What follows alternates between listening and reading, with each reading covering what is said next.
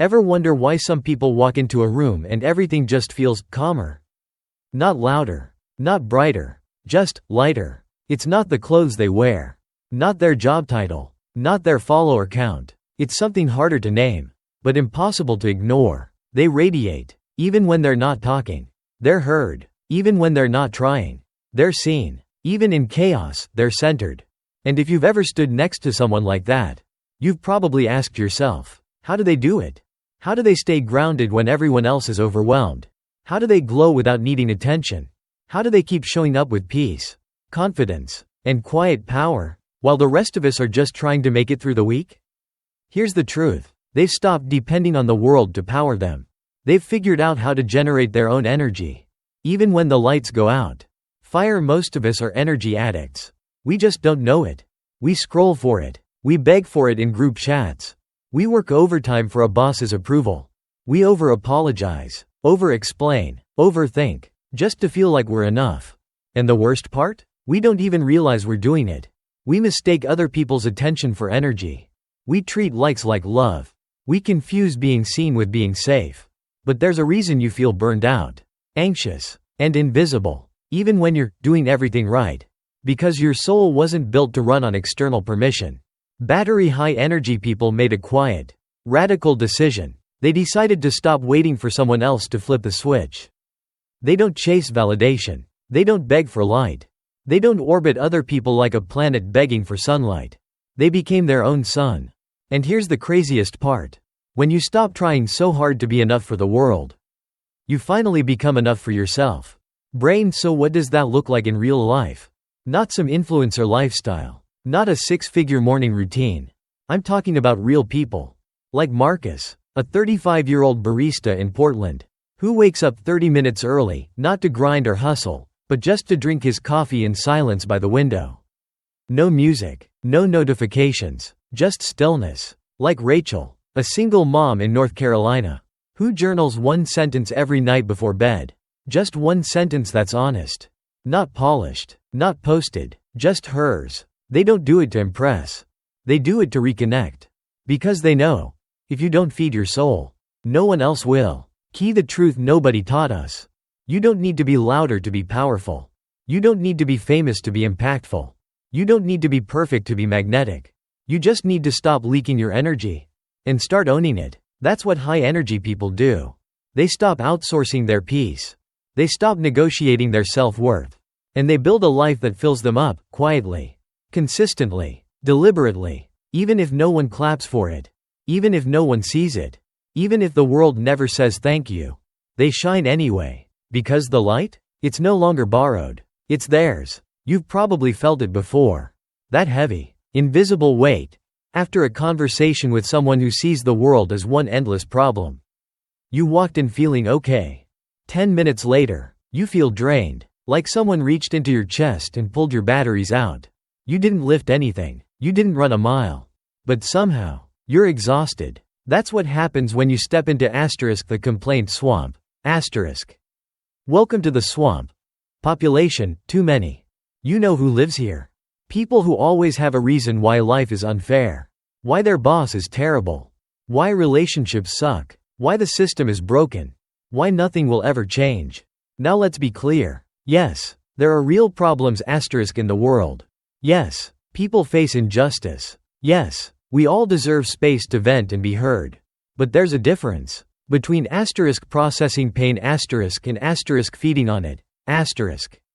Between expressing a wound and making it your identity. High energy people know this difference. And more importantly, they know how to navigate it. Because if you don't, you get stuck. The brain is a pattern machine. Every time you complain, out loud or silently, your brain gets better at it. It's like lifting weights. You build what you repeat. And when you constantly point out what's wrong, your brain becomes blind to what's right. It's not about ignoring reality. It's about refusing to live inside someone else's broken lens. Because here's the sneaky part. The swamp doesn't always look toxic. Sometimes it shows up as I'm just being real. Life is hard. I'm allowed to be angry. People just don't get how much I go through. And they're right, at first. But when that becomes the only story, that's not healing. That's marinating in bitterness. What happens when you keep listening? Let's say you work with someone like this. We'll call him Dave. Dave never misses a chance to tell you how unfair everything is. The weather, the traffic, the workload, his ex, his past, his future. Every lunch break, it's a therapy session you never signed up for. You try to be kind. You nod. You listen. You throw in a, yeah, that's rough. But slowly, your chest tightens. You get irritable after talking to him. You start seeing your own life through a darker filter. Why? Because you stepped into the swamp. And here's what nobody tells you. Emotions are contagious. Asterisk. Negativity is not passive, it spreads. And unless you have boundaries, you become an accidental carrier. What high-energy people do differently? They don't fight the swamp. They don't argue with it. They don't try to rescue people from it. Because they've learned the hard way. You can't heal someone who's addicted to their own suffering. Asterisk. You can love them. You can pray for them. You can hope they'll find their light again. But you cannot keep pouring your energy into a black hole and expect to feel whole. So instead, high-energy people take a different approach. They redirect conversations gently. Asterisk. That's tough. Hey, have you seen that new documentary on resilience? Limit time with repeat complainers. Asterisk. Not to punish but to protect peace. Refuse to take emotional bait. Asterisk. Just because someone wants to argue doesn't mean you owe them a reaction. Don't confuse empathy with self-abandonment. Asterisk. You can care without carrying. They're not cold. They're clear. Because clarity protects energy. A real conversation I had last month. I was catching up with a friend over coffee. Let's call her Jen. For the first 30 minutes, she unloaded every frustration she had about work, her boyfriend, her apartment, her weight, her family, the news. I listened. I nodded. I let her vent. But I noticed something strange. Every time I gently offered a solution, she ignored it. Every time I offered a different perspective, she swatted it down. She didn't want clarity. She didn't want insight. She wanted company in the swamp. So I said, kindly, but firmly, greater than, Jen, I love you, and I hear you, but I also want to be someone who lifts your energy, not sinks into it with you. What do you want to do about all this? She blinked, sat back, and after a long pause, she said, greater than, honestly, I don't know. I think I just wanted to be mad. That's okay. We all need that sometimes. But it's not a place you can build a life from. And people with high energy refuse to build their life in the mud. Emotional boundaries are not selfish. They're sacred. You're not a bad person for walking away from toxic conversations. You're not mean for protecting your mental clarity. You're not cold for not answering every text, every rant, every crisis. You're human. And energy is finite. You're not meant to carry the emotional weight of every frustrated person in your orbit. High energy people learn this. Your peace is a boundary, not a burden. Asterisk. And the more you honor it, the more others begin to honor it too. Because here's the wild thing. Once you stop leaking energy into drama and complaints, you have so much more left for what actually matters. Your creativity, your relationships, your health, your future. Ask yourself, who do I always feel tired after talking to? Where am I mistaking being nice for being drained? What would it look like to be kind, without collapsing? And more importantly, greater than what would it feel like? Greater than to live in a world where your energy isn't constantly on the line? You don't have to be a sponge. You don't have to absorb everything. You can be the sky. Let the clouds pass through. Stay open, stay still, stay clear. And if someone tries to drag you into the swamp, smile, wish them well, and walk away, toward the sun. Let's start with a hard truth. Most people don't know they're draining you, until you show them how. Asterisk. They're not trying to hurt you. They're just doing what humans do, following patterns, repeating behaviors, searching for comfort, even if that comfort costs someone else their peace. And unless you say something, clearly and kindly, they'll keep doing it. Not because they're bad, but because you never said stop. Here's what most of us do instead. We pretend to listen, while slowly shutting down. We nod along, while screaming inside. We keep giving yeses, while our whole body says no.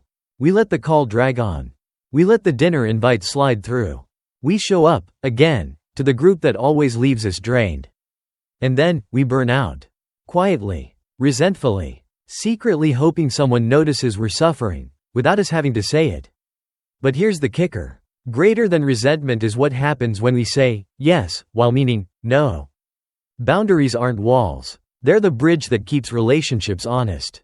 And high-energy people build them, not out of anger, but out of self-respect. Why we struggle with boundaries, especially in the US. If you grew up in America, chances are high you were taught. Be polite. Be helpful. Be available. Be a team player. Don't be rude. Don't rock the boat. Don't say no if you can avoid it. So we become people who say sure, I can do that. It's fine. Don't worry about it. No big deal. I'll handle it. Even when we're exhausted. Even when we're breaking. Even when no one else is lifting a finger. We mistake self-sacrifice for being good. But there's nothing good about abandoning yourself. Real-life example. The never-ending text chain. You know that friend. The one who texts at all hours. Every thought, every update, every complaint, paragraphs, screenshots, voice notes, emotional whiplash on tap. You love them, truly. But every message feels like a task. You reply slower. Your tone gets shorter. You feel guilty, frustrated, and suffocated all at once. Now, pause. What if the problem isn't them? What if the problem is that you never showed them where the line was? We think people should just know. But most people don't. Not until we tell them what boundary setting actually looks like. It's not screaming, leave me alone. It's not ghosting people or cutting them off. It's saying things like, greater than, hey, I want to be there for you. But I've got limited energy this week. Can we check in once a week instead of daily updates? Greater than, I'm not in the headspace to have that kind of conversation tonight. Can we talk tomorrow when I'm more present? Greater than, I care about you. And I want to support you, but I also need space to recharge. Those sound scary, right? But here's the twist. Kindness without clarity equals confusion. People don't just need your presence. They need your honesty. And the ones who truly love you? They won't disappear when you draw a boundary. They'll rise to meet it. Boundaries don't push people away, they filter what's true. When you start saying, no, thank you. I'm not available right now. That doesn't work for me. Some people will resist. They're used to you saying yes. They're used to full access. They're used to taking, even if unintentionally. But watch what happens. The people who are aligned with your growth. Right pointing arrow, they'll adapt.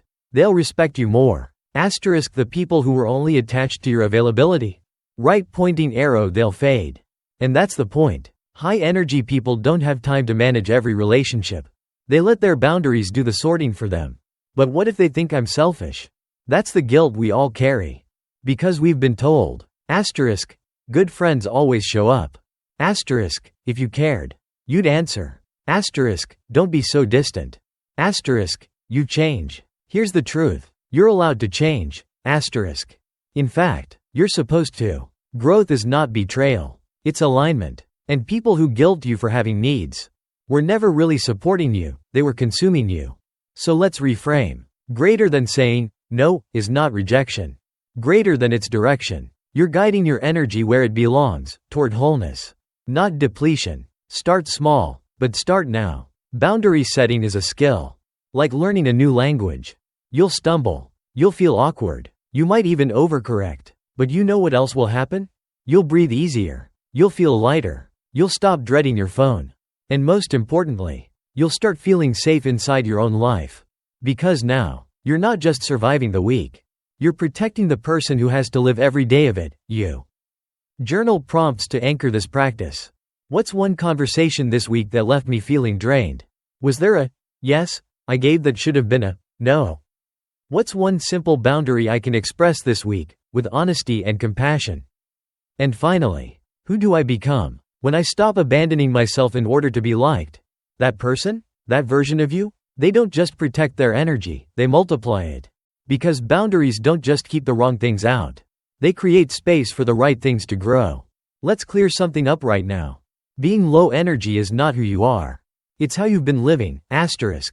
Big difference. Yet we say things like, I'm just not a morning person. Asterisk, I don't have the motivation other people do. Asterisk, I'm always tired, that's just me. But is it really? Or have we just never been taught what drains us versus what fuels us? Because energy isn't random. It's not magic. It's not reserved for a lucky few who drink green juice and wake up smiling. Energy, real, lasting energy, is the result of asterisk choices. The things you say yes to. The boundaries you hold. The stories you believe. The food you eat. The thoughts you think. The company you keep. The space you live in. That's the energy equation. And it can be rebalanced. Low energy is not laziness, it's feedback. Imagine this. You get a new car. You drive it every day. But you never check the oil. You fill it with low-grade fuel. You slam on the brakes constantly. You ignore the engine light. And when the car breaks down, you say, greater than, guess this car just wasn't built to go far. Sound ridiculous? That's exactly what we do to ourselves. We push. We overcommit. We people please. We scroll late into the night. We eat food that spikes us then crashes us. We hang out with people who drain us. Then we say, greater than, I'm just low energy by nature. No, you're not defective. You're depleted. Your energy isn't broken. It's been mismanaged. The 3 energy leaks most people don't notice. Let's break it down with examples from real life. Silent yeses. That should have been no's, asterisk. You say yes to joining a committee at work, even though you're drowning in deadlines. You say yes to going out Friday night, when your soul is begging for stillness. You say yes to helping someone, even when they've shown no gratitude for your time. Every one of those yeses costs energy. And the invoice comes after the fact, in the form of resentment. Burnout. And, why did I agree to this? High energy people audit their yeses like money, asterisk. They don't overspend their soul. Mental noise you don't realize you're carrying. You replay that awkward comment you made last week. You spiral about something someone said in passing. You catastrophize about a future that hasn't happened. All while doing laundry. And you wonder why you feel exhausted, even though you didn't do much today. Because thinking is doing. And chronic overthinking is like running 13 mental tabs in the background, draining your internal battery without you realizing it. High energy people practice mental closing time, asterisk. They don't let their minds stay open 24/7 to every worry and what if. They write it down. They meditate. They remind themselves. Asterisk, not every thought deserves airtime. Being around people who don't respect your peace. You don't have to fight. You don't have to argue. You just feel tense when they're around. Like you have to shrink. Or explain yourself more than usual. Or be someone else entirely. That disconnection from your true self is energy draining. Period. And you feel it in your body. Asterisk the tight shoulders. Asterisk the heavy chest. Asterisk the fake smile. High energy people choose connection that feels like restoration, not performance. Asterisk. They don't stay where they have to audition for belonging. The energy reset blueprint: start small. Build fast. If you've been feeling flat lately, start here. Journal. Where does my energy go? Not just tasks, asterisk people.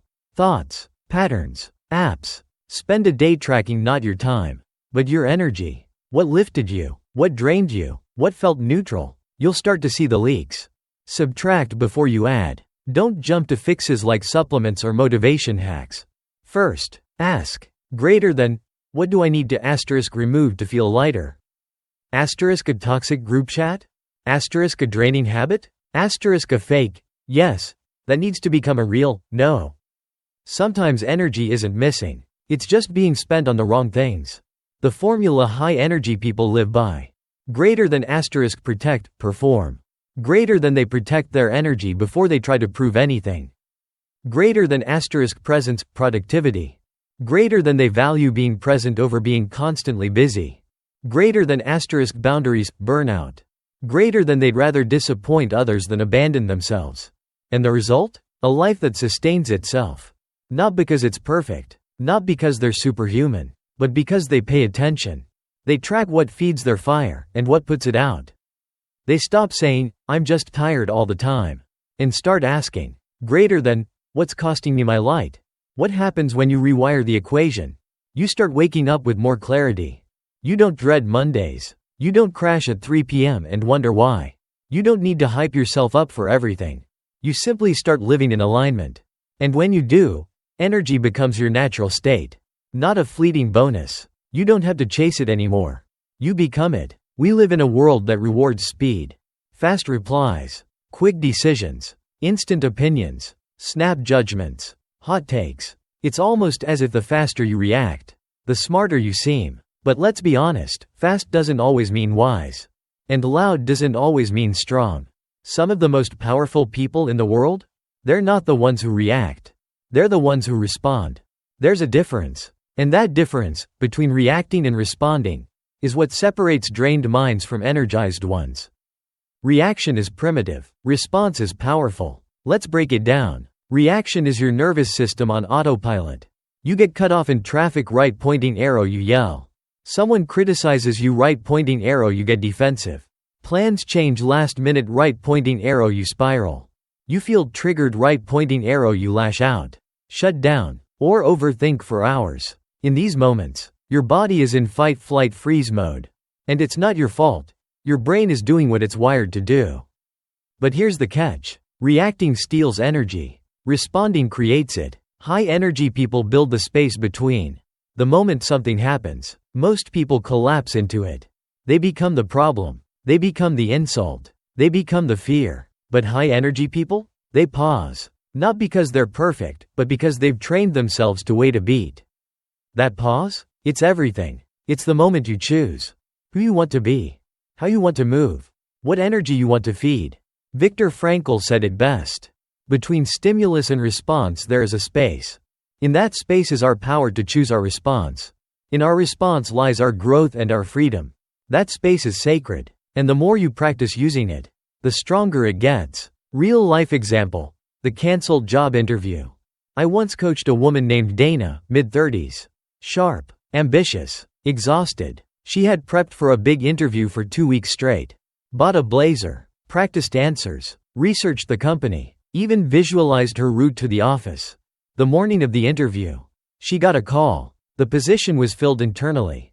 The interview was cancelled. Her first instinct? Rage. I knew it. What's the point? This always happens to me. The universe hates me. She wanted to cry. She wanted to scream. She wanted to crawl back into bed for a week. But then, she paused. She took a walk. No phone. Just movement. Just breath. And when she got home, she made tea, sat down, and asked herself, okay, what's the opportunity here that I'm not seeing yet? That one question changed everything. Within a day, she reached out to her network. Within a week, she got invited to a new role in a company that was a better fit. She didn't get lucky. She chose to pause. She chose to respond. And that choice opened a door she didn't even know existed. Magnifying glass reactions look like protection, but they're often a prison. When you're always reacting, you get drained by every email. You feel attacked by every opinion. You take everything personally. You miss out on better outcomes because you're stuck in survival mode. But when you respond, you become the observer of your life, not just the reactor. You ask, what's really happening here? What would my higher self do? What response creates peace, not drama? You stop adding fuel to every fire. And you start becoming the calm in every storm. How to train this muscle? Yes. It's trainable. 1. Practice the power of the pause. Next time you feel triggered, don't act, just breathe. Count to 5. Put your hand on your heart. Step away from your phone. Close your eyes if you need to. Create distance between the emotion and the action. Even 10 seconds can save you hours of regret. Notebook 2. Use reframing as a daily habit. Every night, write down one frustration from your day. Then, challenge yourself to find one hidden opportunity inside it. Maybe the traffic jam gave you time to reflect. Maybe the difficult coworker taught you about patience.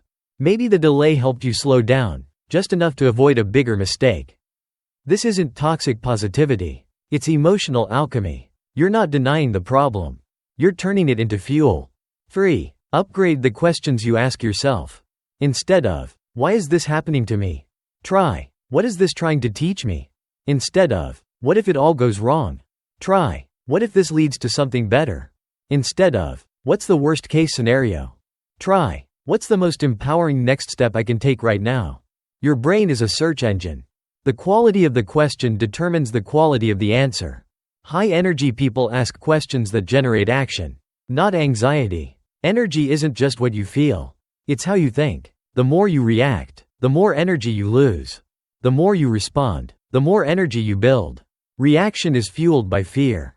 Response is rooted in awareness. You can't control every trigger, but you can always reclaim how you respond. And that response? It's not just about handling the moment. It's about becoming the kind of person who transforms moments, who rewrites narratives, who rises above the noise, who brings peace into chaos, not because the world is calm, but because they are. Let me ask you something simple. When was the last time your mind felt quiet? Not screaming. I mean actually quiet, still, spacious, like a clean kitchen at 6 a.m., like fresh snow before anyone walks on it, like silence that doesn't feel empty, but full of potential. If you can't remember, you're not alone. Most people today are mentally overcrowded. Our minds have become like a browser with 37 tabs open, some from yesterday, some from last week, some you don't even remember opening. You tell yourself you'll deal with it later. You'll rest this weekend. You'll clear your head after the next deadline. But later never comes. And the result? You're tired, but not from work. You're burned out, but not from action. You're overwhelmed, from overthinking. What is mental clutter? It's not always loud. It doesn't always scream. Sometimes it's a whisper that never shuts off. You should be doing more. Don't forget to reply to that email. You really screwed up that conversation last week. Why haven't you figured out your life yet?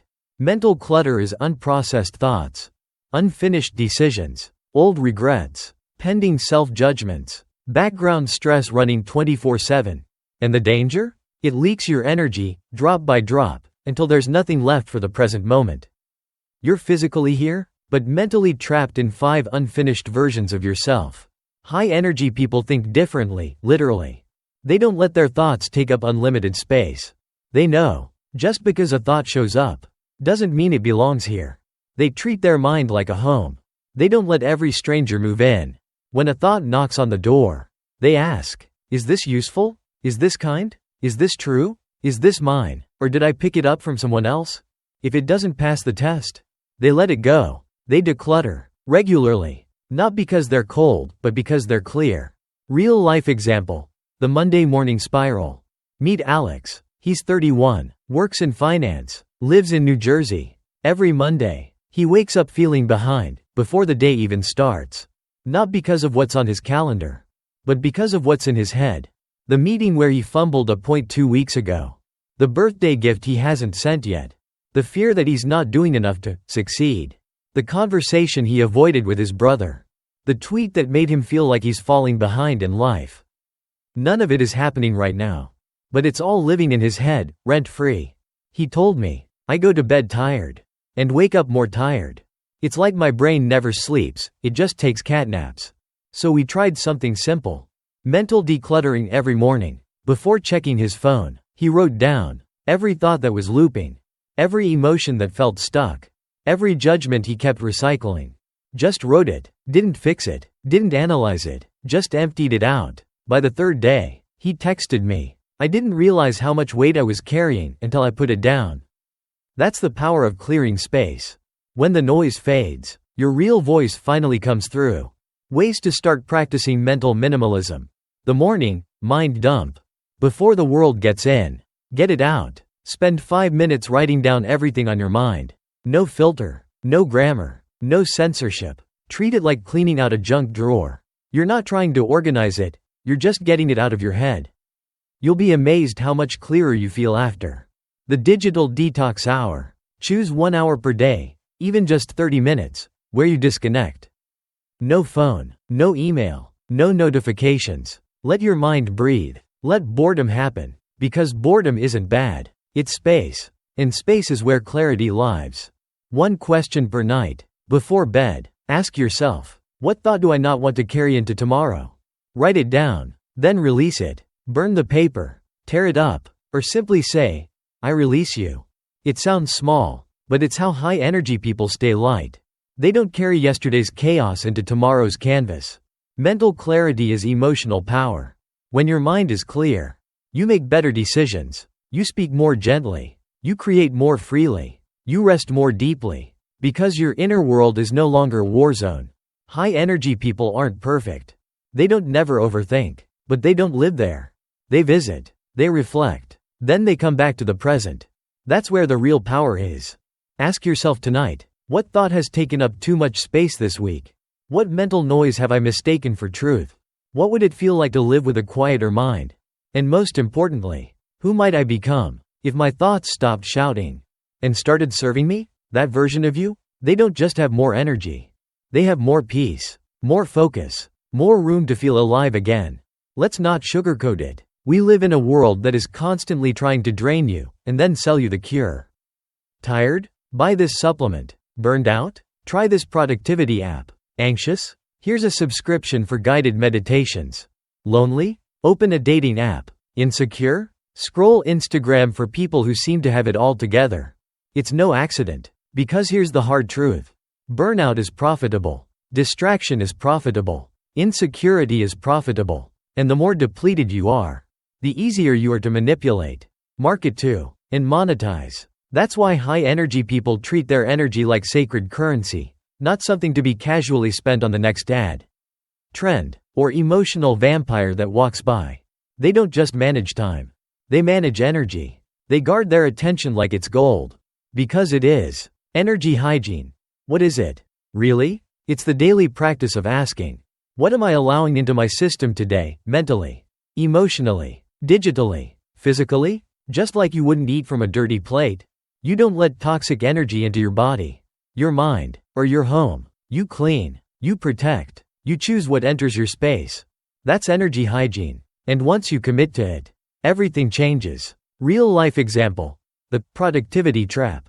Samantha, a client of mine, was a marketing exec in LA. She had the planner, the to-do app, the color-coded calendar, the smart watch, the iced coffee, the hustle. And still, she was exhausted. I don't get it, she said. I'm doing everything right. Why do I still feel like I'm dying inside? We looked at her day. It wasn't her tasks that were killing her. It was her inputs. She woke up to a blaring alarm and opened email before even peeing. She listened to news podcasts full of chaos and fear on her commute. She scrolled social media during lunch, comparing bodies, bank accounts, and vacation photos. She answered texts while brushing her teeth. She never had a moment of silence that wasn't filled with someone else's voice. Her system was never clean. It was like trying to stay hydrated while drinking from a muddy stream. So we started small. 15 minutes of silence in the morning. No phone in the bathroom. A digital sunset. No screens 1 hour before bed. No to one request per day, just to remember her voice. Within 10 days, she didn't feel fixed. She felt clear. That was the breakthrough. Where your energy leaks, and you don't realize it. Emotional dumpers. You're not a trash can. But some people treat you like one. They vent, unload, trauma dump, gossip, spiral, and you listen out of guilt, not choice. High-energy people don't hate these people. They just don't host them endlessly. They say, I care about you, but I don't have the capacity to hold this right now. That's not cold. That's clean. Infinite scrolling. You don't need more information. You need more integration. If your brain is constantly being fed, but never rests, it becomes overwhelmed, unfocused, and anxious. High-energy people curate their digital diet like food. Unfollow what drains. Mute what distracts. Set time limits. Delete apps during emotional seasons. They don't see phones as entertainment. They see them as energy tools, and they treat them accordingly. Poor rest habits. Sleep isn't a luxury. It's an energy reset. But many people go to bed with open loops. Unresolved texts. Notifications on. Mind spinning. They wonder why they wake up more tired than when they fell asleep. High-energy people guard their sleep like a sacred ceremony. Cool room. Digital free zone. A wind-down ritual. Sleep by intention, not exhaustion. Rest is not weak. It's warrior training. Energy hygiene is not about perfection, it's about permission. You're allowed to say no without explaining. Log off without guilt. Take a nap instead of pushing through. Protect your peace like it's your paycheck. Because in a world that treats burnout as normal, rest is rebellion, clarity is currency. And your energy? That's your empire. Try this tonight. Before bed, Ask yourself, what did I absorb today that wasn't mine? What voice, external or internal, made me feel smaller? What will I not carry into tomorrow? Then write this down. I choose to protect my energy. Not just my time. I am not available for anything that costs me my peace. Say it out loud, even if it feels silly. Because your nervous system is listening. And it's tired of being in survival mode. Final thought. The world will not give you space to rest, think, or breathe. You have to take it. Claim it. Build it. And when you do, you'll be shocked at how much light you still have. Once you stop letting everything around you dim it. Everyone talks about being positive. Smile more. Think happy thoughts. Stay grateful. Don't let things get to you. But let's be honest. What happens when life does get to you? When someone breaks your trust? When you lose something, or someone, that mattered? When you get rejected, overlooked, betrayed, misunderstood? No amount of motivational quotes can make that pain go away. And pretending you're fine only makes it worse. So how do high-energy people deal with pain? Here's the truth most positivity culture won't tell you. Greater than asterisk they feel it. Greater than fully. Greater than fiercely. Greater than then they transform it. Asterisk. That's emotional alchemy. It's not about avoiding pain. It's about asterisk recycling it into purpose, clarity, and power. Pain is a portal, if you know how to use it. Let me tell you about Jordan. He was laid off unexpectedly. After 9 years at a company where he gave everything. He had 2 kids, a mortgage, and 0 backup plan. The week after, his wife told him she felt like they were drifting apart. And his best friend ghosted him when he asked for help. Triple punch. In 1 month, he told me, it felt like everything I'd built just collapsed. But instead of rushing to fix it, or hiding in distraction, he did something most people don't. He sat with it, every morning, for 15 minutes. He wrote about his anger, his fear, his shame. He didn't try to reframe it. He didn't sugarcoat it. He just let it exist. And slowly, something shifted. He started to notice patterns. How much of his self-worth was tied to that job? How much he'd been ignoring his marriage? How often he said yes to people who wouldn't do the same for him? That pain, which once felt meaningless, became a asterisk mirror. And in that mirror, he didn't just see who he was. He saw who he wanted to become. That's emotional alchemy. Pain doesn't always make sense, but it always leaves clues. When something hurts, it's easy to ask, asterisk why me? Asterisk what's wrong with me? Asterisk what did I do to deserve this? But high-energy people ask different questions. Asterisk what is this teaching me about myself? Asterisk what belief is this pain revealing?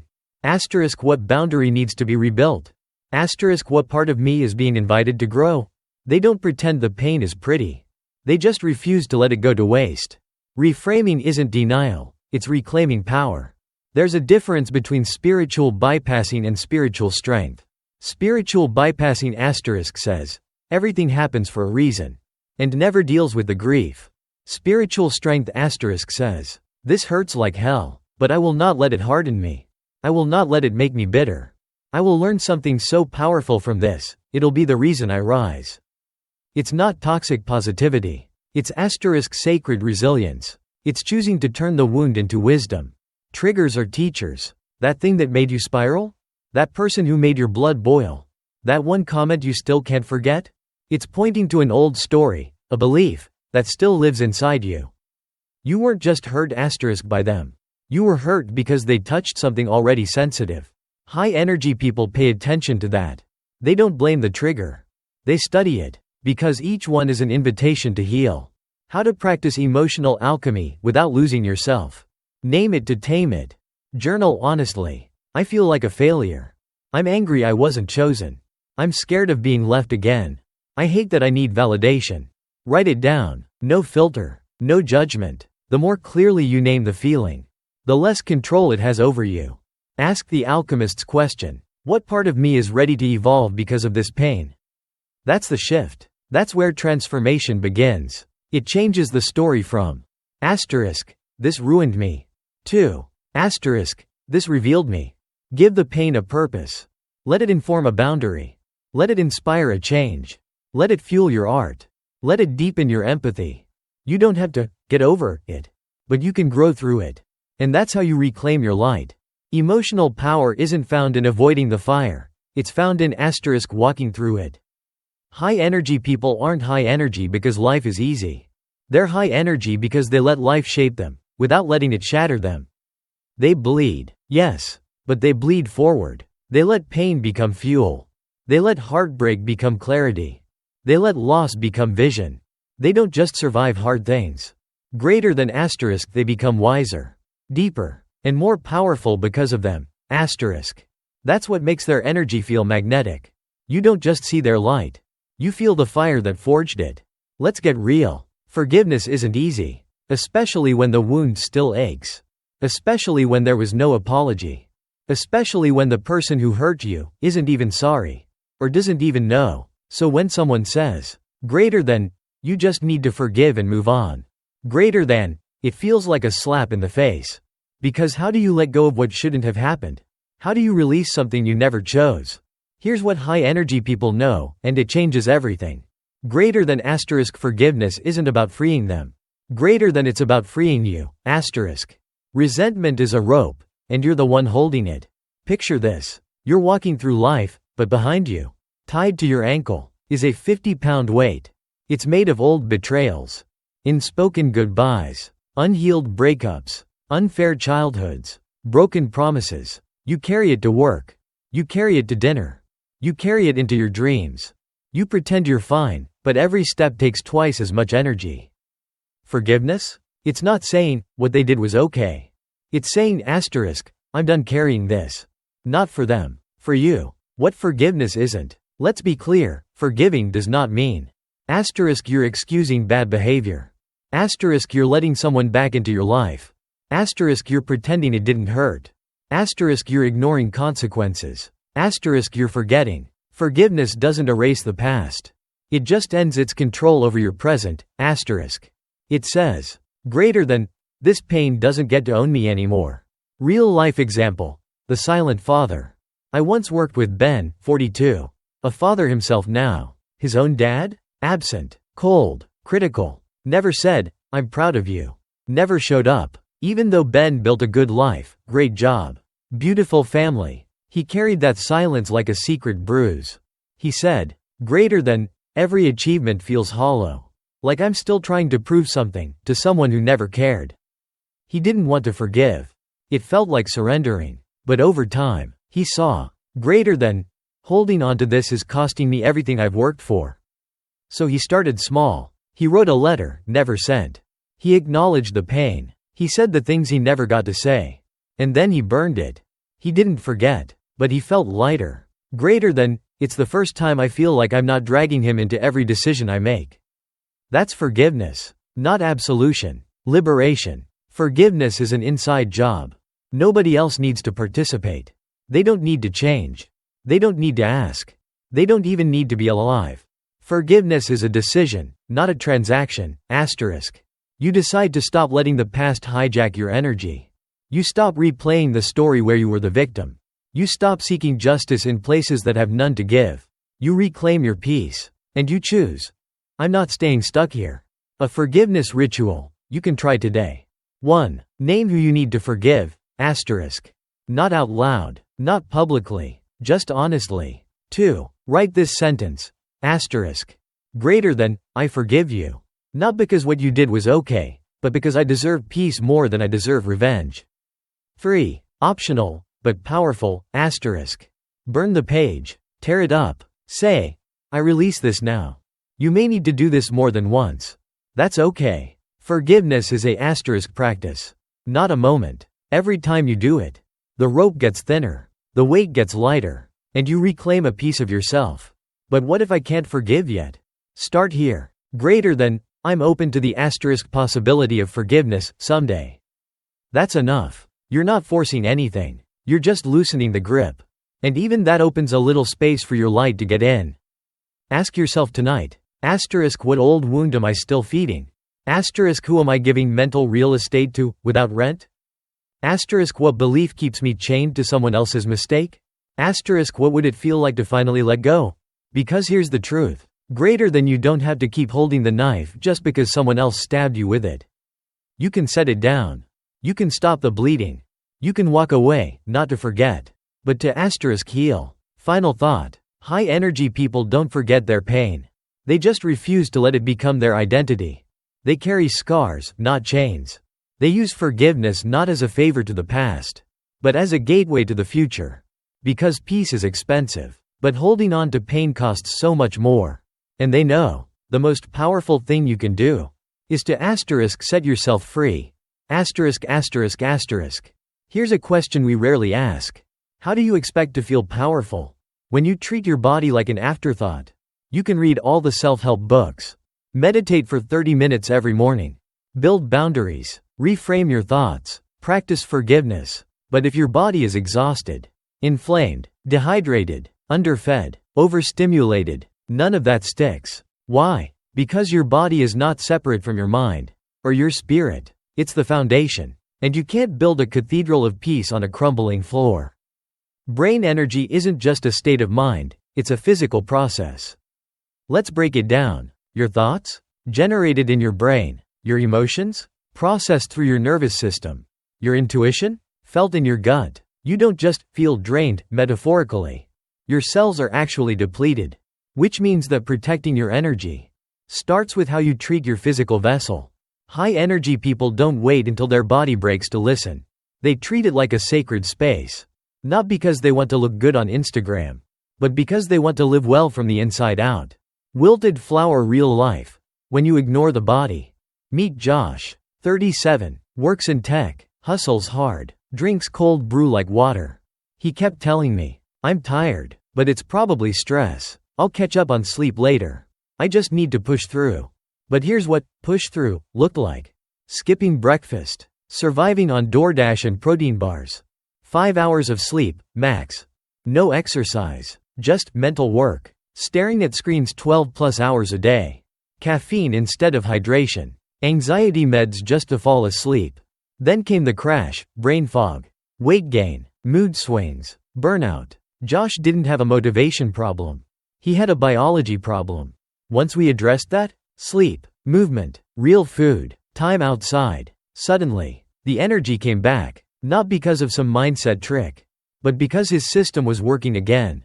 The science behind physical energy.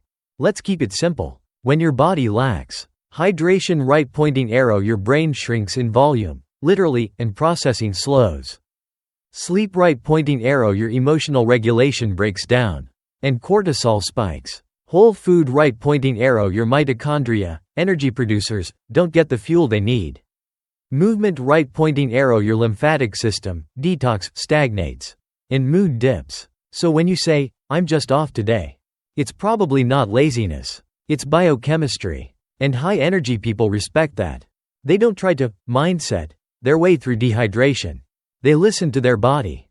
And they respond. High energy people build tiny, sacred rituals with their bodies. They don't all go to the gym for 2 hours. They don't all run marathons or drink kale smoothies.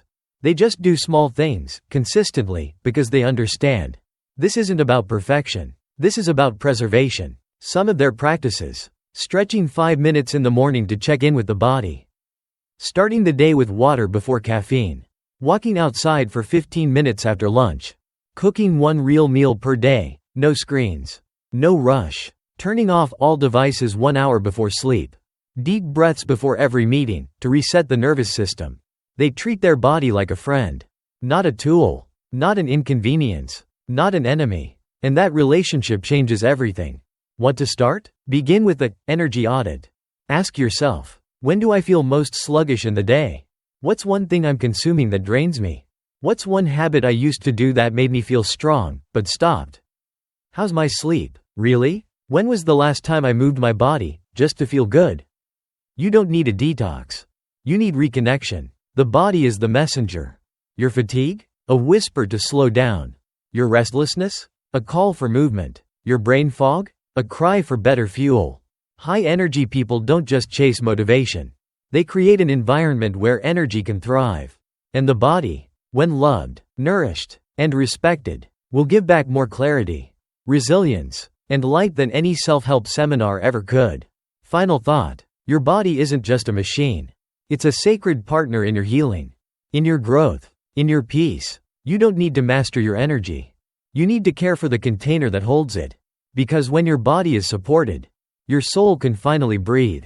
And when your soul breathes, your energy doesn't just return. It radiates. Naturally. Effortlessly. Sustainably. Let me ask you something simple. When was the last time you were truly curious? Not productive. Not efficient. Not optimizing. Just curious. Like a kid with a bug on the sidewalk. Like someone hearing a new language for the first time. Like your grandma scrolling TikTok and whispering, "What the hell is this?" but not looking away. That kind of wonder. That sense of playful interest. It's not just nice to have. It's energy. Curiosity is the opposite of burnout. Burnout doesn't come from doing too much. It comes from doing too much of what doesn't excite you. It's not the workload. It's the lack of aliveness. When your life becomes one long checklist. When your days are filled with shoulds and not wows. Your energy drains because your soul is asleep. But curiosity? Curiosity is your soul leaning forward. It's your spirit whispering, "I want to know more. I want to touch this. I want to feel alive again." High energy people aren't smarter, they're more engaged. They look at the world like it's full of hidden doorways. Where others see routine, they see mystery. They learn a new cooking method, not to impress, but because, whoa, that's cool. They read about Japanese forest therapy, not because they're into trends, but because it sparked something. They take salsa classes at 40, learn to code at 50, start gardening at 60. They go down YouTube rabbit holes on the mating habits of jellyfish. And love it. They chase sparks, not credentials. And it keeps them vibrant. Real life example. The reawakened engineer. Carla, 45, was a mechanical engineer. Brilliant, precise. But lately? Numb. I feel like I've mastered everything I was once excited by. Now it's just rinse and repeat. We didn't start with therapy, or travel, or career coaching. We started with a question. What were you curious about before you became responsible? She paused, then laughed. Dinosaurs. I used to love dinosaurs. We went all in. She watched documentaries, visited a natural history museum, bought a fossil digging kit, yes, for kids. 2 months later, she was leading workshops on engineering for kids, using dino skeletons as metaphors for mechanical systems. She told me, "I feel 10 years younger. And I didn't change jobs. I just changed how I see." That's the power of curiosity. Brain-wide curiosity recharges you, neuroscience backed. When you're curious, dopamine, the motivation chemical, spikes. Neuroplasticity increases, you literally form new pathways. Focus sharpens, time disappears, emotions regulate more easily, creativity explodes. It's not just emotional, it's biological. Your body loves being curious. It's wired for it, and high-energy people tap into that daily. How to practice curiosity in a busy adult life. 1. Ask better questions. Instead of, "How was your day?" try, "What surprised you today? What made you laugh? What's something weird you saw this week?" Curiosity starts with better prompts. 2. Follow the tiny sparks. Did a word in a podcast make your ears perk up? Did a weird plant on a walk catch your attention? Did a scene in a movie linger? Chase it, not because it'll be useful, but because it moved something. 3. Schedule wonder. Block 30 minutes per week for exploration time. No rules, no goals. Just follow what's interesting. YouTube, books, art, questions. This is not wasted time. It's refueling time. 4. Relearn the world. Take a subject you think you know, and study it like a beginner. The moon, water, bees, music, your own hometown. High-energy people stay young because they never stop being students of life. Final thought. You don't need to be brilliant to be energized. You don't need to be rich to feel wonder. You don't need to be, on purpose, every day. You just need to stay interested. Because once you stop being curious, you stop being connected. And when you stop being connected, you stop feeling alive. But when curiosity lives in you, you become a source of energy not just for yourself, but for everyone around you. You are not just a product of your mindset. You are a product of your environment. Asterisk. Environment is energy. Why where you live, work, and scroll shapes how you feel every day. Have you ever walked into a messy room and felt your chest tighten? Or walked into a library and felt your mind calm? That's not a coincidence. It's asterisk energy design. Your environment speaks to your nervous system before your thoughts do. So if you're trying to feel peaceful, focused, creative, or energized, but your space is chaotic, draining, or loud, you're fighting a battle you don't even realize you're in. High energy people? They win that battle by designing their environment on purpose. Your environment is talking to you all the time. Everything around you is sending signals. The clutter on your desk says, you're behind. The half-dead plant says, you can't even take care of this. The unopened pile of mail says, you're overwhelmed. The TV playing in the background says, you can't have silence. The phone in your hand says, you should check again. Your body feels this, even if your mind doesn't notice it consciously. That's why people feel calm in a spa, not because the air is magical, but because the energy is clean. High-energy people curate their space like a healing practice. They don't aim for Pinterest perfect aesthetics. They aim for alignment. They ask, does this space make me feel alive or drained? What can I remove that constantly steals my attention? What can I add that reminds me of who I want to be? This could be one candle that smells like childhood. A photo that grounds you. A sticky note with the word focus. Removing 20% of the stuff from your desk. Playing lo-fi beats instead of YouTube noise. It's not about decoration. It's about direction. The science. Environment affects energy, mood, and focus. Studies show that cluttered environments raise cortisol, stress hormone. Increase anxiety. Reduce ability to concentrate. Lower motivation. Meanwhile, organized and calming spaces boost creativity. Support mental clarity. Enhance emotional regulation. This isn't about being minimalist. It's about intentionality. High-energy people don't wait for peace to arrive. They design for it. Digital environment matters just as much. Let's talk about your phone. Your feed is a room you enter every day multiple times. And most people? That room is a chaotic circus of outrage, insecurity, ads, comparison, distraction, doom scrolling. You can't expect to feel grounded if your digital environment is full of noise. High-energy people curate their scroll. They unfollow accounts that drain them. Mute people who trigger anxiety. Turn off notifications that aren't urgent or uplifting.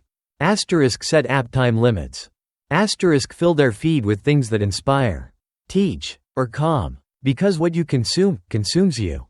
Real life shift. 10-minute environmental reset. Every evening before bed, high-energy people might clear their desk. Put on soft lighting.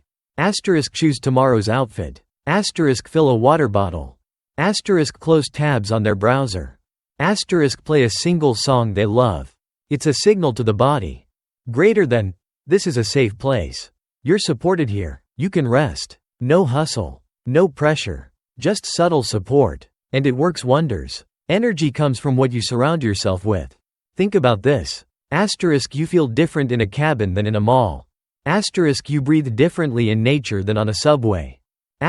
You act differently in a cozy cafe than in a cluttered office. It's not magic. It's environmental psychology. Your nervous system responds to what it sees, hears, smells, touches. So why not make that space a sanctuary? Final thought. Your mindset matters. But your environment shapes your mindset. And high-energy people respect that. They don't just train their brain. They clean their room. They organize their browser. They curate their scroll. They protect their peace by protecting their space. Because when your environment supports your energy, greater than, you stop surviving your days and start thriving in them. Let's start here. Every time you say yes to something that drains you, you're saying no to something that fuels you. That text you didn't want to reply to? That event you didn't want to attend? That task you didn't want to accept? It didn't just cost you time. It cost you energy. And energy, as we've seen, is everything. Why it's so hard to say no. Let's be honest. Most of us weren't taught to protect our energy. We were taught to be nice. Asterisk be available. Asterisk be helpful. Asterisk be agreeable. Asterisk be liked. Saying no feels. Asterisk rude. Asterisk selfish. Asterisk aggressive. Asterisk unloving. Asterisk risky. So we override our discomfort.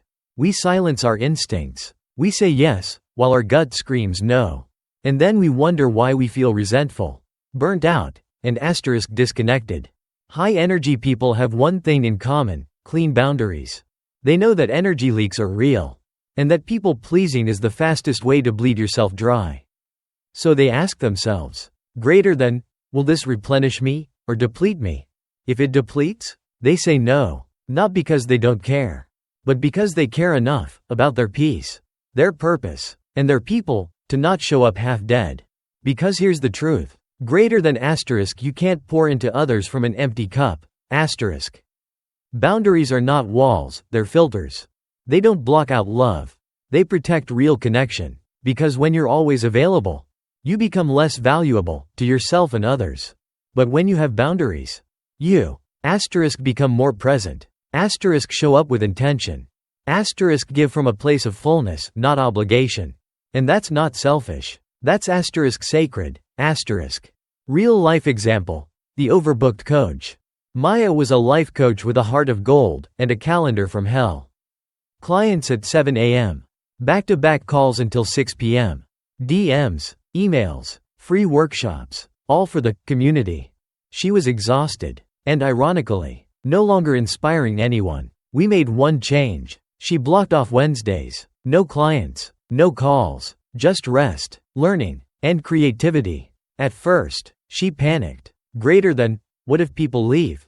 But instead, her energy returned. Her sessions deepened. Her waitlist grew. She told me, greater than, by saying no to the noise, I finally heard myself again. How to build energy boundaries without feeling like a jerk. Create a yes checklist.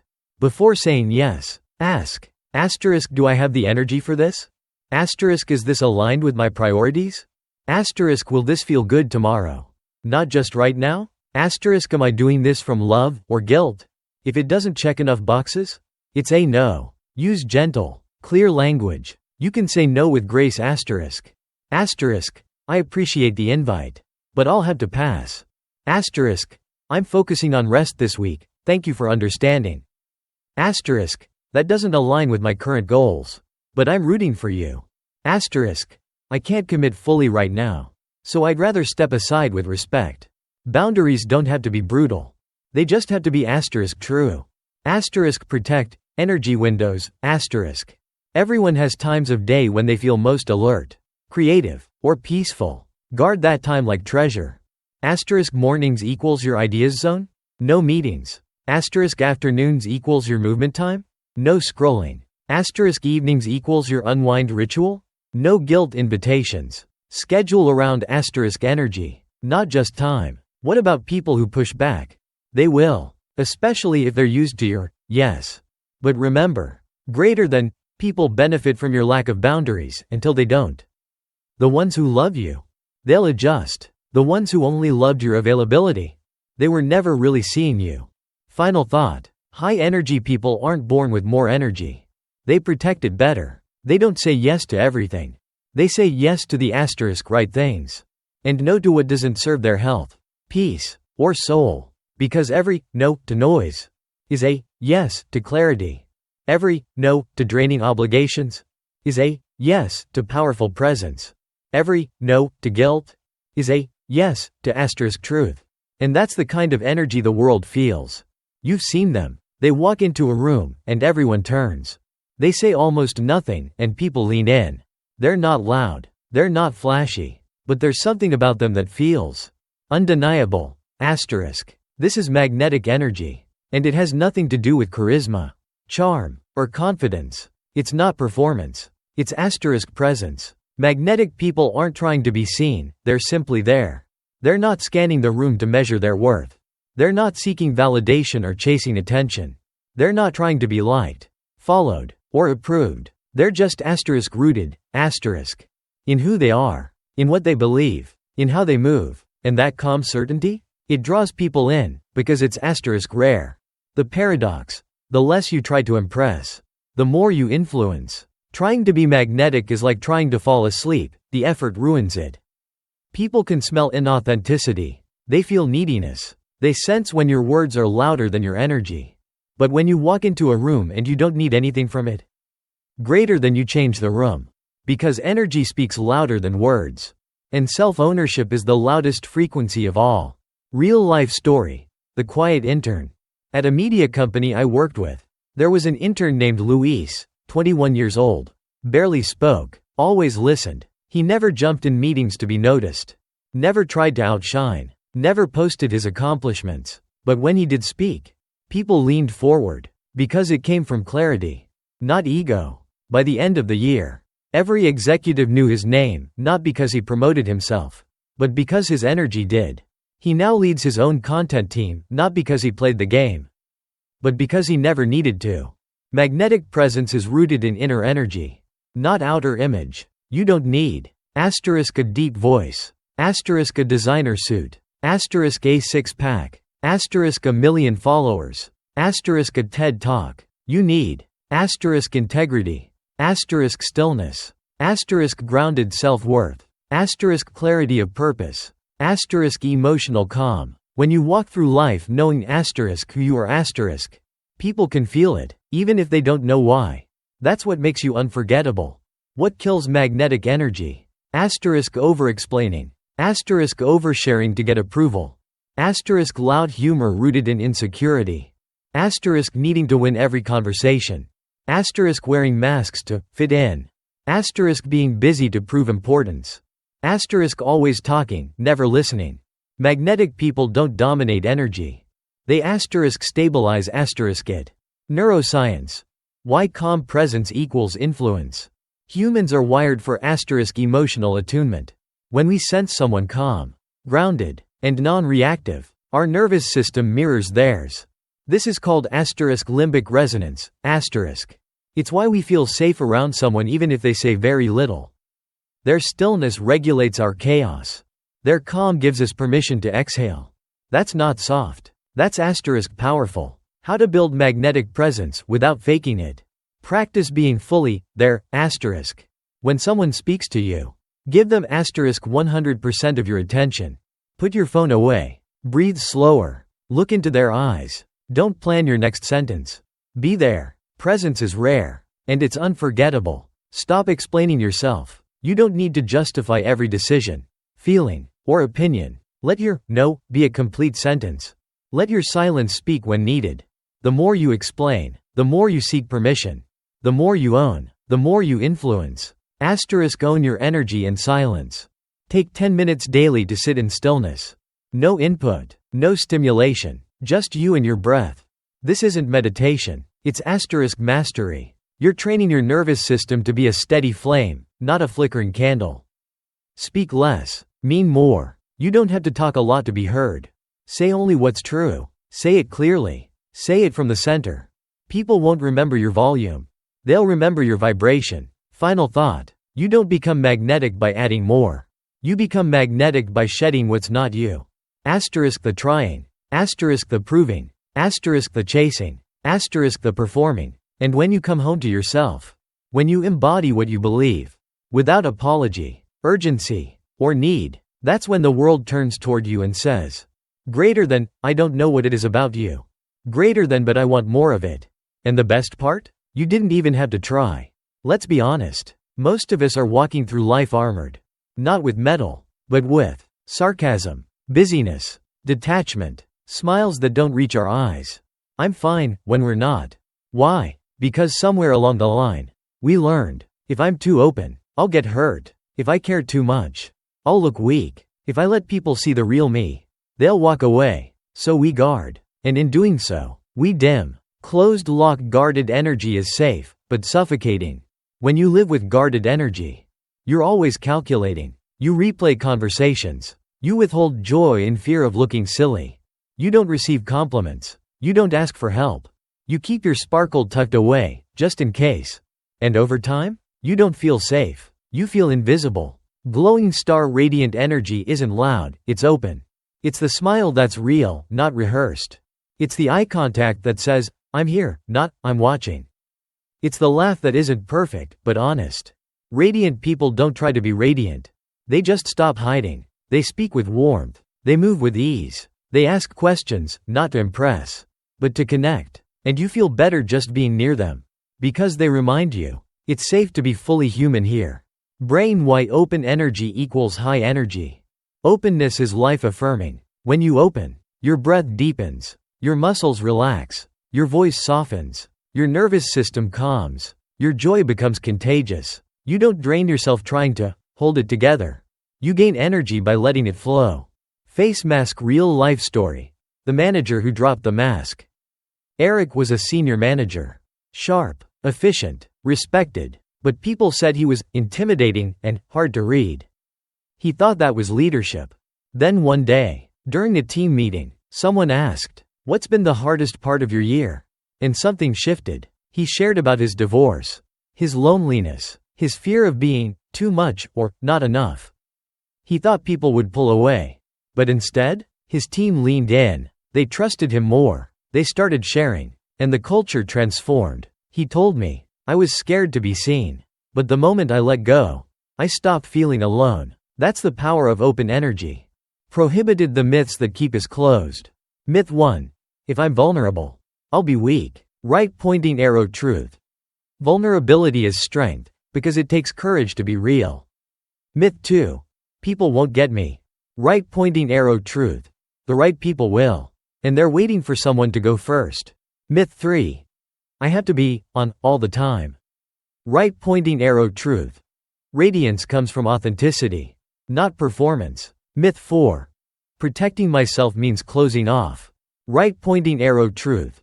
Real protection is choosing what stays in, not shutting down completely. Hammer and wrench how to live with open energy without losing yourself.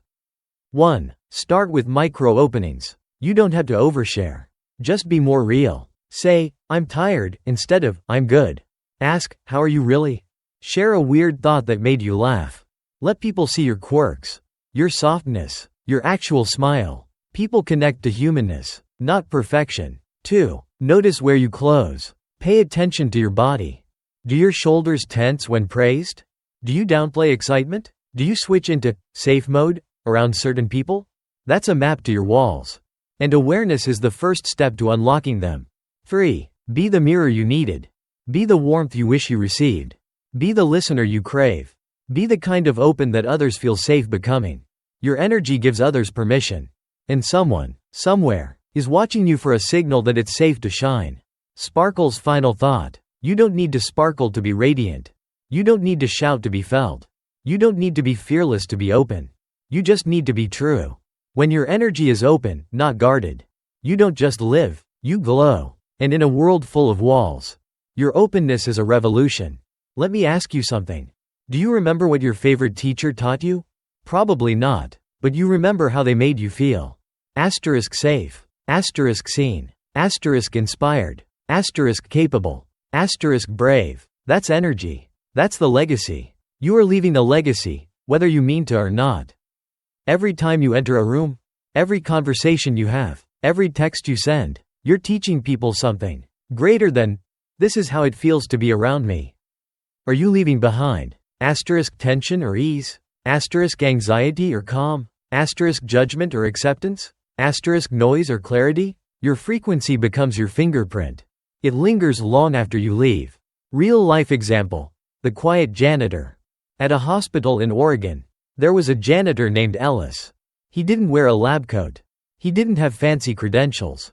But every nurse, doctor, and patient loved him. Why? Because he saw everyone. He learned people's names. He remembered their birthdays. He said, "Hey, you okay?" and meant it. He played music while he worked. He gave warmth without needing anything in return. When he passed away, the hospital lobby was filled with flowers. Not because of what he did, but because of asterisk who he was. That's legacy. That's energetic wealth. Your true wealth isn't what you build, it's what you transmit. You can build empires, gain followers, earn millions, but if your presence feels cold, chaotic, or dismissive, that's what people will remember. Greater than the most powerful people in the world are not the loudest. Greater than they're the ones who leave peace in their wake.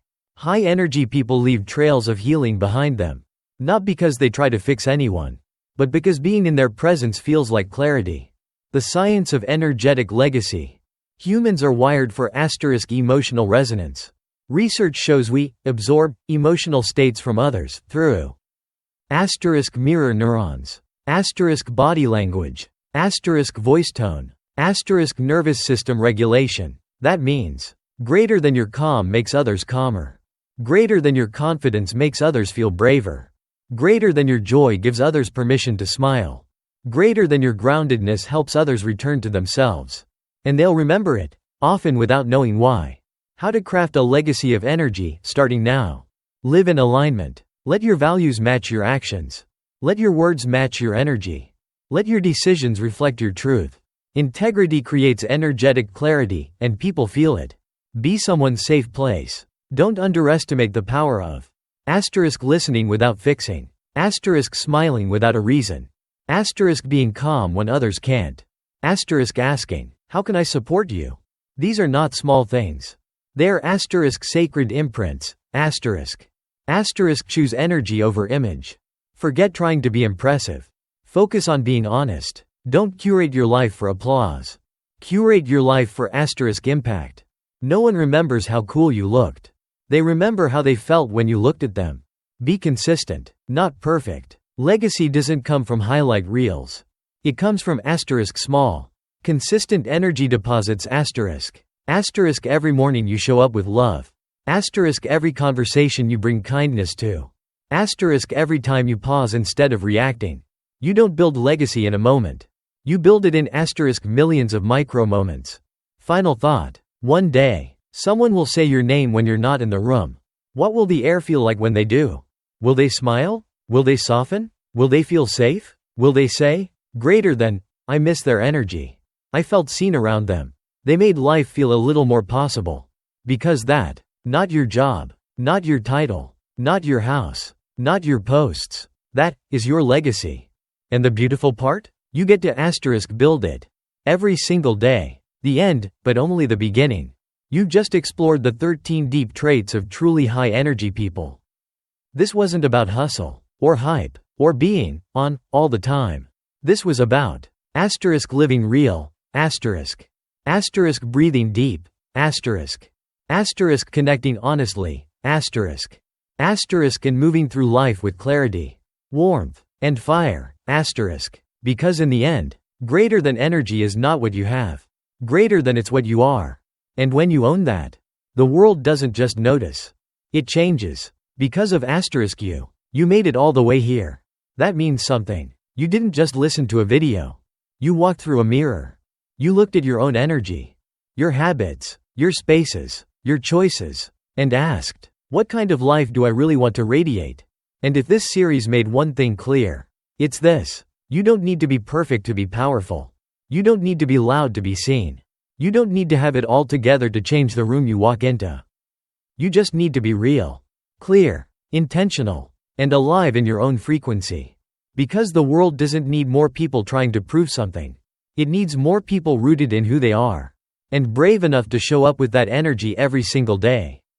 Now it's your turn. Take one trait. Just one. Maybe it's reclaiming your mornings. Or creating energy boundaries. Or simply choosing to smile like you mean it again. Whatever it is, start there. Small energy shifts create seismic life changes. Megaphone if this spoke to you. Light bulb like this video if you felt even 1% more alive after watching. Memo comment below. Which energy trait will you start practicing today? Outgoing male, share this with one person you care about, someone who deserves to feel radiant again. Bell and subscribe for more soul deep content every week. No fluff, no hype, just truth and transformation. Because we're not just building views. We're building vibrations. And yours? Deserves to be felt. See you in the next video.